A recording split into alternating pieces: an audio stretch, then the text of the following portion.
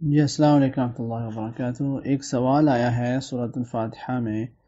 جو آخر میں والضالین ہے، اس ضاد کے بارے میں سوال آیا کہ یہ حرف ضاد پڑھیں گے کہ حرف ضاد پڑھیں گے، ضاد یا ضاد، ابھی کون سا حرف پڑھیں گے، کیسے پڑھیں گے؟ تو سب سے پہلے تو اس کے بارے میں آپ جان لیں کہ قرآن میں جو ہے یہ جو ہمارے استاد پاکستان کے یا ایشیا کے استاد ہیں، وہ ان سے بھی ہم پڑھے ہیں، اور اسی طرح عرب کے جو استاد شیوخ ہیں ان سے بھی ہم نے پڑھا ہے الحمدللہ۔ تو عرب میں جو ہے چلتا ہے کیا، ضاد، اور اسی طرح جو ہمارے ایشیا میں زیادہ تر لوگ پڑھتے ہیں ضاد۔ تو پہلی بات یہ کہ اس میں اختلاف تو ہے، لیکن دونوں قراء کے پاس دلیلیں ہیں، اور سوال یہ پیدا ہوتا ہے کہ کیا اگر ہم ضاد پڑھیں گے تو کیا معنی چینج ہو جاتا ہے، یا اگر ہم ضاد پڑھیں گے تو کیا معنی چینج ہو جائے گا؟ چینج نہیں ہوتا، بس مخرج سیم جگہ سے نکال رہے ہیں دونوں،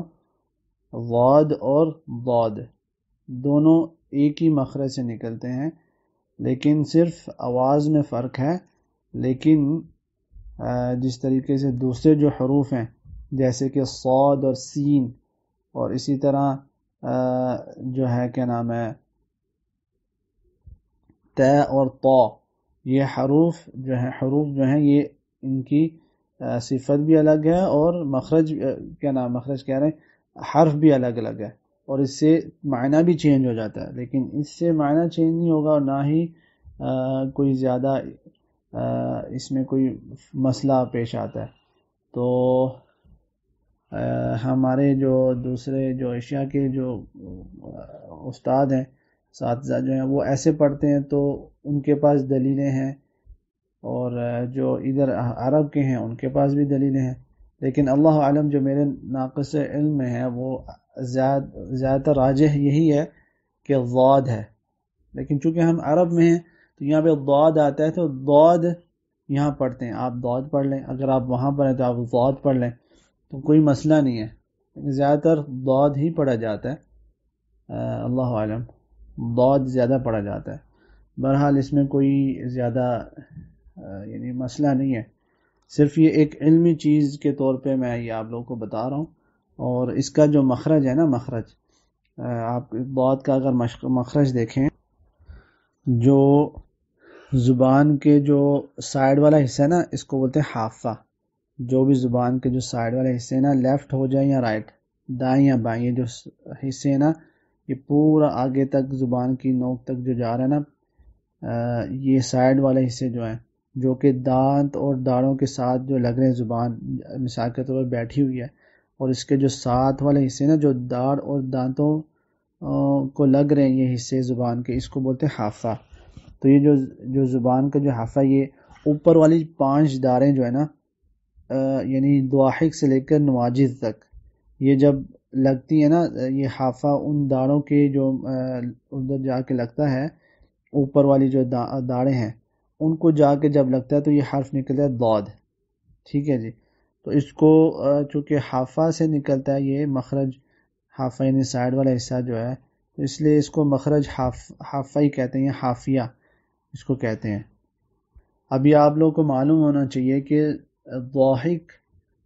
کون سا داڑھ ہے، کون سی داڑھ ہے، اور نواجذ کون سی داڑھ ہے۔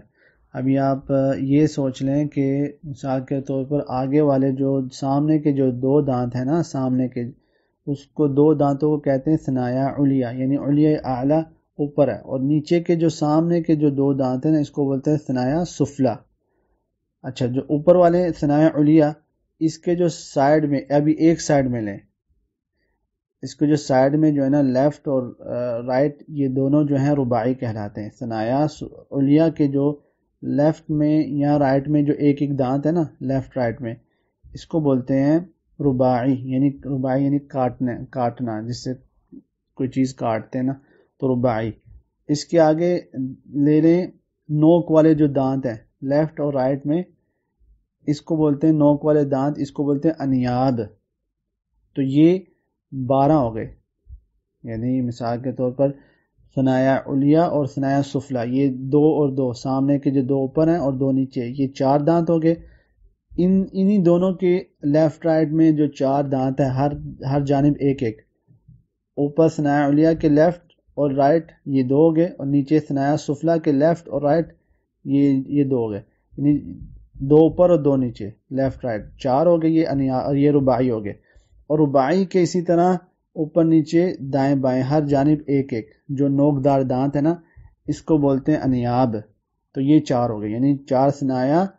4 رباعی اور 4 انیاب، یہ ہو گئے 12. اور اس کے بعد یہ جو نوکدار دانت ہیں، اس کے آگے جو جتنی بھی یعنی آگے چھوٹی دار آ رہی، یہاں سے لے کر آخر تک عقل دار تک جو ہے نا، یہ سارے کیا ہیں،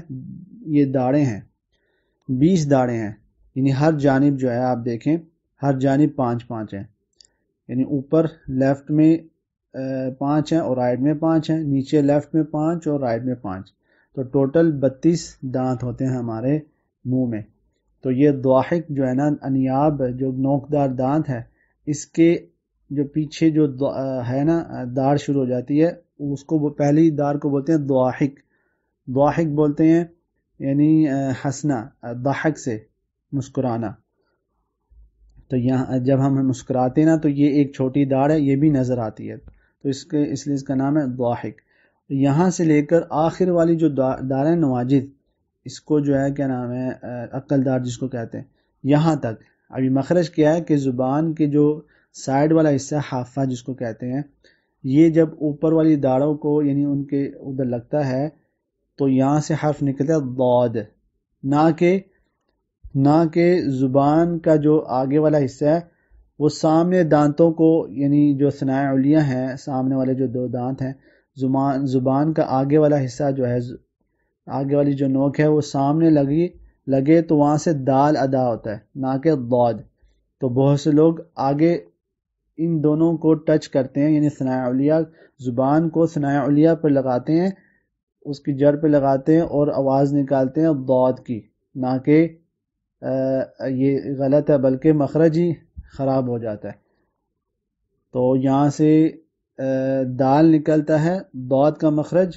جو ہم نے بتایا ہے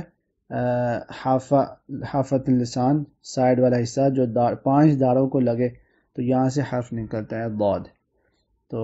یہ ایک علمی چیز آپ لوگ کے لیے. بارک اللہ فیکم. سبحانک اللہم و بحمدک، اشہد ان لا الہ الا انت، استغفرک و اتوب الیک.